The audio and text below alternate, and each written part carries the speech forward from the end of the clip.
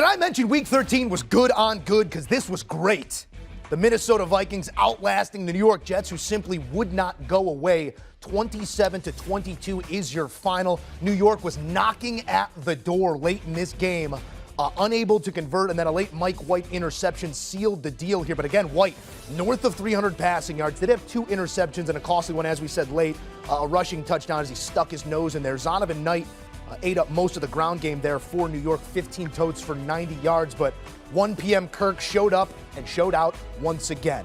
Justin Jefferson, his top target, was bracketed and doubled and thrown everything at him, but Jefferson still 7 receptions, 45 yards, and a touchdown, as he seems to get each and every week. Dalvin Cook did the tough sledding on the ground, and Minnesota improves to 10-2 with a big-time win against the stout defense.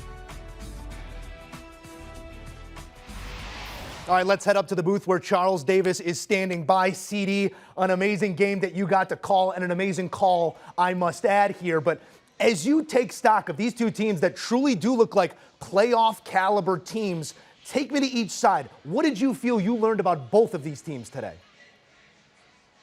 Well, first off, Joe, I learned and actually got confirmed that both of them, the grittiness that we've seen throughout the year is not a mirage. Okay, both of them have it, and they have it in abundance, all right? That part's easy.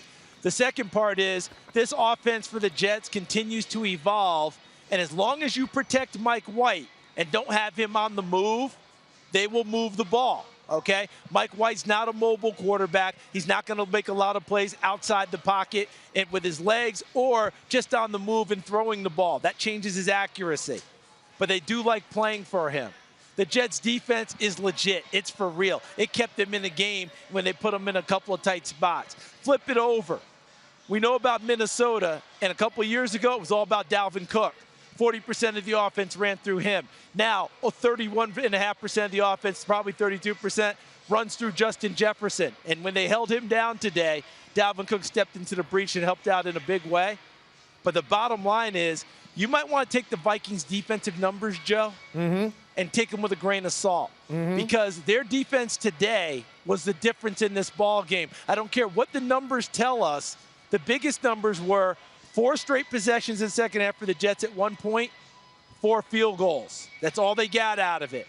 They finally scored a touchdown, and then to close out the game, 4 fourth down stops for the Vikings, deep in their own territory with their own end zone. Give that defense a ton of credit. Yeah, they may be 31st, 30th ranked, what have you, but when it's time to make big plays, this team seems to rise to the challenge. Yeah, most definitely. They bowed up in the biggest moment of this football game. I got a number for you here, too, and it's 9. These Vikings are now 9-0 in one-score games. They were 6-8 in such games last season, CD. To me, that tells me a whole lot about the head coach, who I don't feel like we're giving his flowers right now. Talk to me about Kevin O'Connell and the job that he's done. So often with these young coaches, we want to highlight the negatives, but he's been simply fantastic this season. Yeah, and Joe, and I don't know how the Giants in Washington turned out today, but earlier this year, we had the Giants a couple of times, our crew, and Brian Daboll and the Giants had done the same thing, the turnaround from one-score games, winning games in the fourth quarter. And I kept saying, how are they getting that done? Because it wasn't like they walked into a situation, Joe, where that had been established before. They established it in a very short amount of time. Kevin O'Connell, the same thing. To me, the main reason, he connects with his team and puts them in positions to make the plays they can make. He knows where their strengths and weaknesses are. He's hired the right people to put them in those spots, then turns them loose that way. Plus, they've got some really good veteran core that was left there. The Eric Kendricks of the world. Jordan Hicks wasn't on the team, but he jumped right in. He's like Anthony Barr, like he's been there a while. Harrison Smith on the back end, controlling things. Patrick Peterson, the ageless one.